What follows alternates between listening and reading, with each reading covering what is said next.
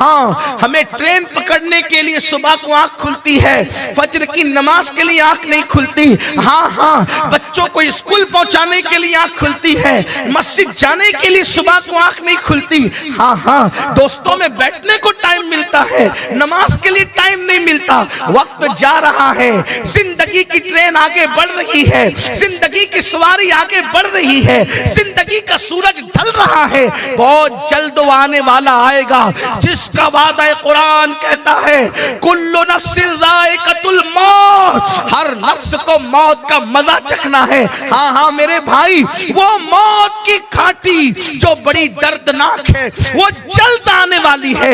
اتنی نادانی نہ کر، رات کی تاریکیوں میں موبائل پر زنا کے مناظر دیکھ کر اپنی آخرت کو تباہ نہ کر میرے بھائی۔ یہ تیری خوبصورت جوانی پر ترس آتا ہے، یہ تیرا خوبصورت سا چہرہ، یہ تیرا حسین سا چہرہ جس کو دیکھ کر پھولوں کی معصومیت یاد آتی ہے، جب یہ تیرے راتوں کے گناہوں کی وجہ سے جہنم کے اندر ڈالا جائے گا، جہنم کی آگ میں تجھے دہکایا جائے گا، ہائے ہائے تیرے جسم کی نزاکت کہ تو سگریٹ کا چٹکا برداشت نہیں کر پاتا، تو تو جہنم کی وہ دہکتے ہوئے شعلے جس سے جہنم بھی پناہ مانگتا ہے۔ اللہ کے حبیب غیب دان نبی صلی اللہ علیہ وآلہ وسلم ارشاد فرماتے ہیں جہنم میں ایک وادی ہے، اس وادی کا نام ویل ہے، ویل، اور آقا فرماتے ہیں ویل نامی وادی کا حال یہ ہے کہ ایسی اس میں جہنم کی آگ ہے کہ جہنم بھی اس سے پناہ مانگتا ہے، جہنم کی آگ اسی سے بھڑکائی جاتی ہے۔ صحابہ نے پوچھا آقا اس ویل میں کون داخل کیا جائے گا؟ آقا فرماتے ہیں جو وقت گزار کر نماز پڑھتا تھا وہ ویل میں داخل کیا جائے گا۔ پڑھتا تھا نہیں پڑھتا تھا ایسا نہیں، پڑھتا تھا مگر وقت گزار کر پڑھتا تھا۔ جو وقت گزار کے قضا کر کے نماز پڑھے، یعنی فجر کا وقت کب تک رہتا ہے؟ سورج نکلنے تک رہتا ہے، سورج نکلنے کے بعد قضا پڑھی ویل ٹھکانہ ہوگا۔ سحر کا وقت کب تک رہتا ہے؟ عصر کے وقت آنے سے پہلے تک رہتا ہے، عصر کے بعد ظہر پڑھی تو ویل ٹھکانہ ہوگا۔ نماز پڑھتا ہے وقت گزار کر پڑھتا ہے اس کا ٹھکانہ ویل ہوگا، اور جو نماز پڑھتا ہی نہیں اس کا ٹھکانہ کیا ہوگا؟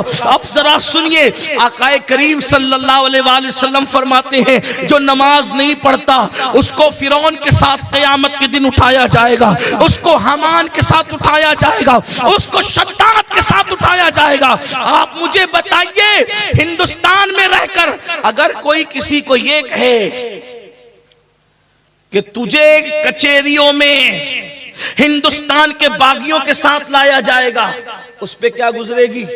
جو ہندوستان کے باغیوں کے ساتھ آئے گا وہ سوچے گا نا کہ اب پھانسی کا پھندا تو میرے لیے ہے ہی، کیونکہ بڑے بڑے مجرم معاف کر دیے جائیں گے، لیکن ملک کا باغی، ملک کا غدار معاف نہیں کیا جائے گا۔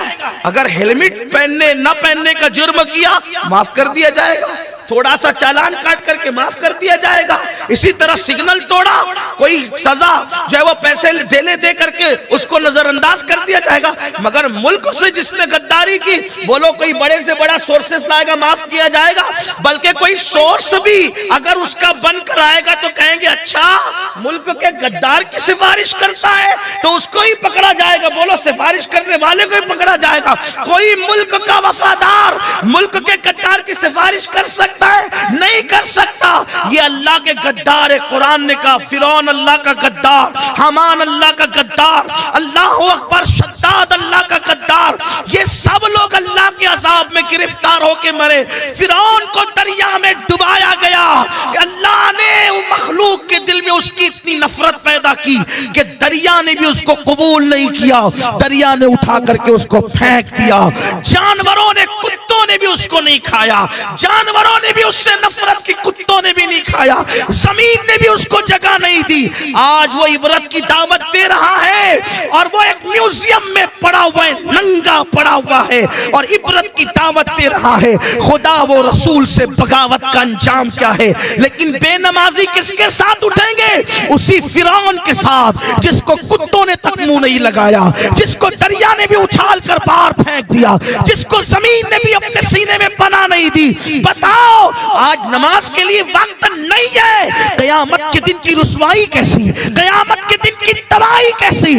آج فجر میں اگر 20 منٹ زیادہ سو لوگے تو کون سا تمہارا فائدہ ہو جائے گا, اور اگر 20 منٹ پہلے صبح کو اٹھ جاؤ گے تو تمہارا کون سا نقصان ہوگا. واللہ فجر کی 20 منٹ کی نیند چھوڑو گے کوئی نقصان نہیں, فائدہ ہی فائدہ ہوگا.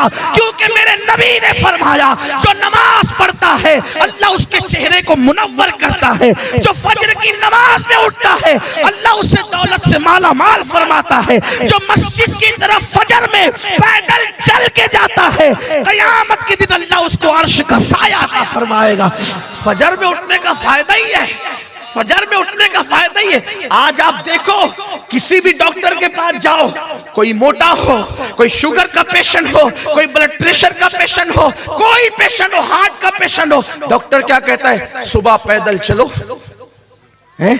ڈاکٹر کہتا ہے تو سب صبح پیدل چل رہے ہیں. ڈاکٹر لوگوں نے آج کہنا شروع کیا صبح پیدل چلو. میرے نبی نے 1450 سال پہلے کہا فجر کی نماز میں پیدل مسجد جاؤ. حضور چلا رہے, ہر نماز میں اونٹ پر آؤ, گھوڑے پر آؤ, کھچر پر آؤ.